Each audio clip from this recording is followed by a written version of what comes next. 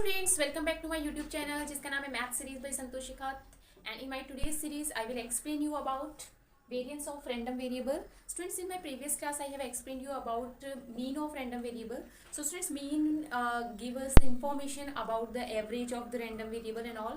Students, but what is variance here, right? Variance का meaning क्या होता है, this I will explain here and कुछ derivation भी हम करेंगे and then I will explain one question also based on this. So students, variance की हमें ज़रूरत क्या है, what is the requirement of variance, इसको study करने की ज़रूरत क्या है. So students, mean give us information about the average, right? Average value, right? Mid value you can say.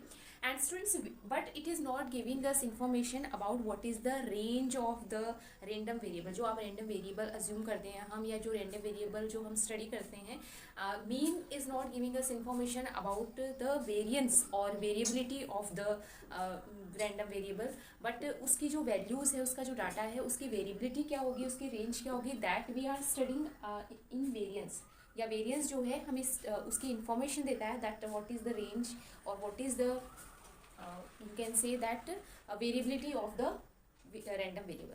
Sometimes it is happening that mean और variance जो है उसकी वैल्यू सेम ही आ जाती है एंड कभी इन सम केसेस ये जो है डिफरेंट भी होती है, तो ऐसा कुछ नहीं है. तो स्टूडेंट्स, वेरियंस जो है बेसिकली हम क्यों स्टडी करते हैं, for studying the variability of the random variable और for finding out that what is the range of the random variable, उसको स्टडी करने के लिए हम वेरियंस को स्टडी करते हैं, राइट. तो स्टूडेंट्स, मीन का जो फॉर्मूला है वो मैंने आपको पूरा उसका डेरिवेशन एक्सप्लेन किया था. तो स्टूडेंट्स, आज हम जो वेरियंस है उसका फॉर्मूला क्या होता है, उसका डेरिवेशन क्या होता है, वो हम करेंगे. So let's move.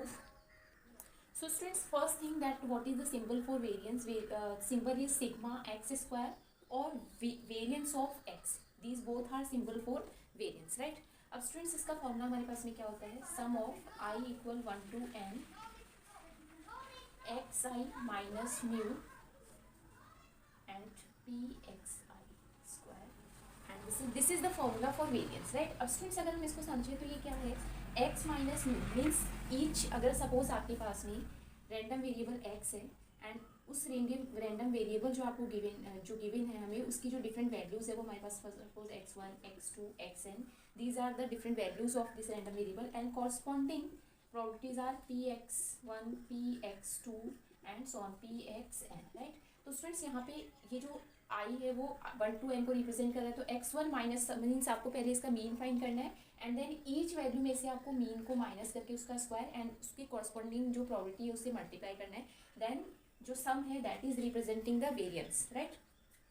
अब स्टूडेंट्स, इसी फॉर्मूले को हम ऐसे भी लिख सकते हैं, अगर हम इसको समझे तो हमारे पास में जो मीन है उसका फॉर्मूला क्या होता है स्टूडेंट्स, जो रैंडम वेरिएबल है it is multiply by the corresponding जो प्रोबेबिलिटी है वो, राइट. तो इसको मैं स्टूडेंट्स ऐसे भी लिख सकती हूँ इस फॉर्मूले को, mean of x minus mu whole square, ये भी आप इसको लिख सकते हैं, राइट. ये भी इसका एक रिप्रेजेंटेशन हो सकता है, बट आप इसको ज़्यादा याद रखें तो आपके लिए बेटर रहेगा. ये हमारे पास में जो इसका मेन फॉर्मूला होता है वो होता है, राइट. अब हम इस फॉर्मूले को किसी और फॉर्म में भी लिख सकते हैं, उसका डेरिवेशन मैं आपको इसमें करके दिखाती हूँ, राइट.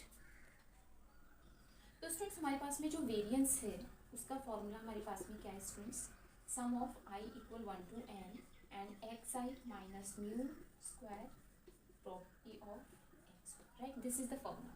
अब स्टूडेंट्स, अगर मैं इसको i इक्वल 1 to n, ये होल स्क्वायर को अगर हम ओपन करते हैं तो this will become x i square minus या plus mu square minus 2xi mu. यहाँ पे मैंने कुछ नहीं किया है, सिर्फ होल स्क्वायर ओपन किया है स्टूडेंट्स. नाउ अब स्टूडेंट्स, हम इसको डिफरेंटली ओपन कर सकते हैं, i equal 1 to n x i square p x i plus mu square, क्योंकि म्यू कांस्टेंट है तो हम इसको बाहर ले सकते हैं, i equal 1 to n and p x i minus 2 mu को आप बाहर ले सकते हो and then sum of x i p x i, right. I equal 1 to n, right. Students, ये मैंने सिर्फ यहाँ पे क्या किया स्टूडेंट्स, ये जो होल स्क्वायर था इसको ओपन किया एंड देन ये जो वैल्यूज है इसको हमने मल्टीप्लाई कर दिया और ये जो सम ऑफ जो है इसको हमने थोड़ा सा ओपन कर दिया, right.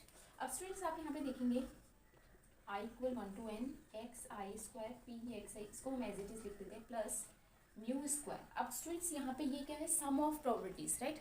And students, we know that sum of probabilities always 1, यानी इसकी जो वैल्यू है वो हमारे पास में क्या होगी स्टूडेंट्स, 1 होगी, क्योंकि प्रोबेबिलिटीज का सम हमेशा क्या होता है स्टूडेंट्स, 1 होता है. तो यहाँ पे हम 1 पुट कर सकते हैं 1 इससे मल्टीप्लाई होकर ये आएगा, तो हम इसको हटा देते हैं 2 म्यू। अब स्टूडेंट्स यहाँ पे अगर हम देखें तो एक्स आई पी एक्स आई, इसका मतलब क्या है students, random variable multiply by the corresponding probability. It means this is the value of what students mu. ये हमारे पास में, मैंने आपको जब लास्ट क्लास में एक्सप्लेन किया था, तो ये हमारे पास में मीन का फॉर्मूला ही बन रहा है, राइट। तो स्टूडेंट्स इसको मैं क्या लिख सकती हूँ, ये म्यू ही हमारे पास में आ रहा है, तो स्टूडेंट्स इससे मल्टीप्लाई होकर क्या हो जाएगा, म्यू स्क्वायर हो जाएगा, राइट। अब स्टूडेंट्स ये दोनों टर्म जो हैं वो थोड़ी हम सॉल्व कर लेते हैं। तो i equal 1 to n x i square p x i plus यहाँ पे स्टूडेंट्स ये हमारे पास में क्या आ जाएगा, म्यू स्क्वायर बचेगा, राइट।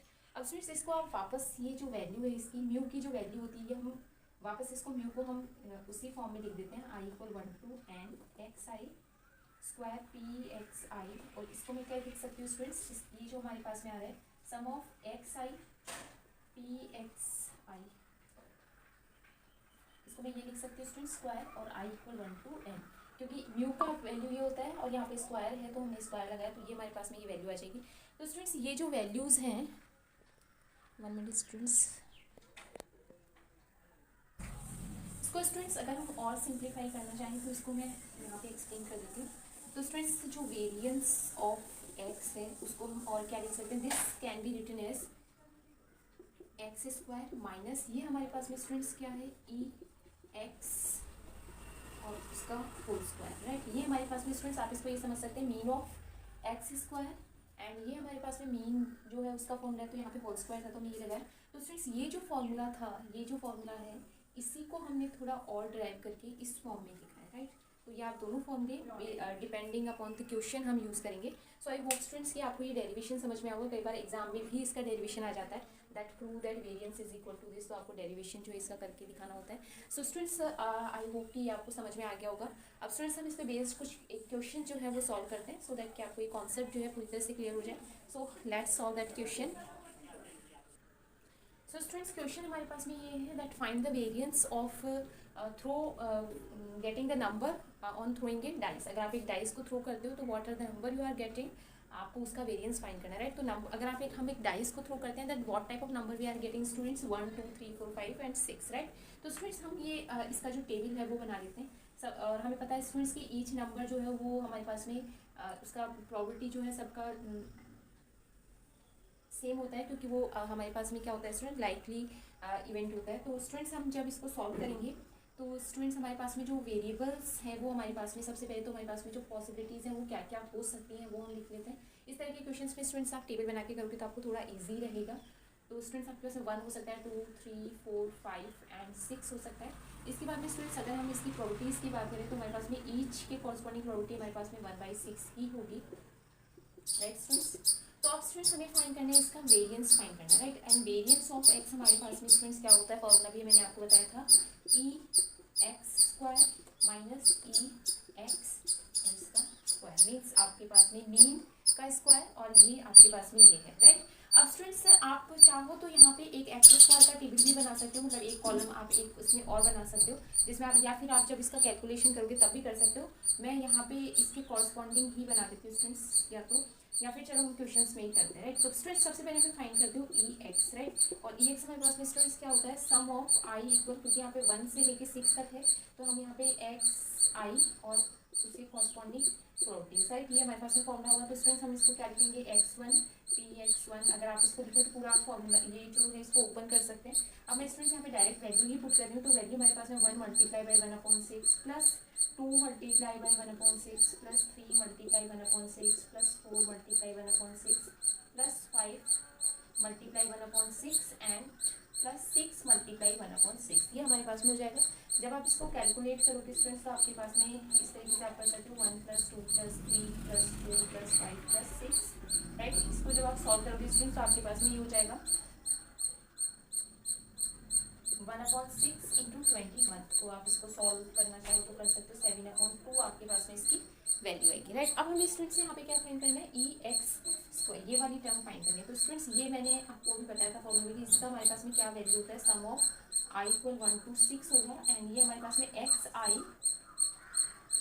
स्क्वायर और फिर कॉरस्पॉन्डिंग आपको प्रोबेबिलिटी से मल्टीप्लाई करना है, राइट। तो आप, मैं यही बता देती स्टूडेंट्स आपको कि आप चाहें तो ये जो कॉलम है एक स्क्वायर का कॉलम भी यहाँ पे बना सकते हैं, और अगर आप चाहें तो यहाँ पे स्क्वायर करके मल्टीप्लाई कर सकते हैं। 1 square multiply 1/6, right, plus 2 square multiply 1/6, plus 3 square multiply 1/6, plus 4 square multiply 1/6, plus 5 square multiply 1/6, plus 6 square multiply 1/6।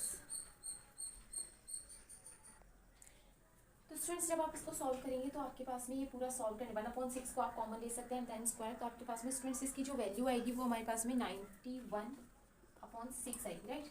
तो स्टूडेंट्स यहाँ पे हमारे पास में इसकी जो वैल्यूज़ है वो हमने कैलकुलेट कर लिए। अब आपको क्या करना है स्टूडेंट्स, इस वैल्यू को यहाँ पे पुट करना है। तो ये वैल्यू हमारे पास में 91/6 माइनस ये इसकी वैल्यू हमारे पास में स्टूडेंट्स क्या आई है, आप इसको 7/2 होल स्क्वायर, राइट। ये इसकी वैल्यू हमारे पास में 7/2 है और इसका स्क्वायर होता है तो नई वैल्यू पुट कर दी। अब स्टूडेंट्स आपको सिर्फ इसकी कैलकुलेशन करनी है। तो स्टूडेंट्स हम कैलकुलेशन जब इसकी करेंगे तो ये 91/6 माइनस 49/4 आ जाएगा। जब आप इसको एलसीएम लेके स्टूडेंट्स यहाँ पे सॉल्व करेंगे, मैं यहाँ पे कर देती हूँ इसकी कैलकुलेशन। तो स्टूडेंट्स ये आपके पास में 91, इसका हमारे पास में जो एलसीएम आएगा वो 12 आएगा। एंड स्टूडेंट्स ये हमारे पास में 182 माइनस और ये हमारे पास में स्टूडेंट्स 147 आ जाएगा। तो ये माइनस करने के बाद 35/12, तो आपके पास में ये स्टूडेंट्स इसका आंसर आएगा। तो आप चाहें तो उसको थोड़ा और सॉल्व कर सकते हैं। तो स्टूडेंट्स ये हमारे पास में इस तरीके से हम इसके क्वेश्चंस जो हैं वो सॉल्व करते हैं। पहले हम इसकी वैल्यू फाइंड करते हैं, इसकी वैल्यू फाइंड करते हैं एंड देन हम उसमें फॉर्मूले में पुट करते हैं। मैंने आपको जैसे कहा कि आप यहाँ पे एक कॉलम और बना सकते हैं जिसे आप डायरेक्टली मल्टीप्लाई कर दें। तो स्टूडेंट्स आप कैसे भी कर सकते हैं, it's up to you. I hope कि आपको ये क्वेश्चन और ये कॉन्सेप्ट समझ में आओगा। So students if you have not subscribe my channel yet then please subscribe it, and if you want to give any suggestion or if you want to ask any question you can write in the comment box. You're most welcome. So again thank you very much for watching me.